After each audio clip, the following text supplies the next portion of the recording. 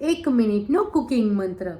સમોસા કચોરી જ્યારે પણ બનાવીને ત્યારે એનો પડ સરસ ક્રિસ્પી નથી બનતો હોતો, તો એના માટે શું કરવું જોઈએ? તો જ્યારે આપણે મેંદાનો લોટ લેતા હોય ત્યારે એની અંદર 2 ચમચી સોજી ઉમેરી દેવાની છે અને કણક બાંધતી વખતે 2 ચમચી લીંબુનો રસ ઉમેરવાનો છે.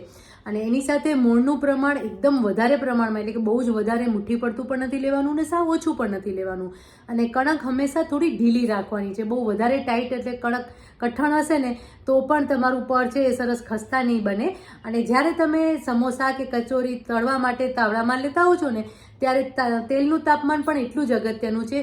જો તેલનું તાપમાન એકદમ વધારે હશે, એટલે કે તેલ તમારું એકદમ ગરમ હશે, તો જે પડ છે એકદમ ઝડપથી ક્રિસ્પી થઈ જશે અને પછી જ્યારે એને તમે બારે થોડી વાર રહેવા દેશો ને તો એ સોફ્ટ થઈ જતું હોય છે. એટલે એકદમ મીડિયમ તાપે તમારે એને ગરમ કરવાનું છે તેલને. અને જ્યારે તમે સમોસા કે કચોરી ઉમેરો ત્યારે જે ફ્લેમ છે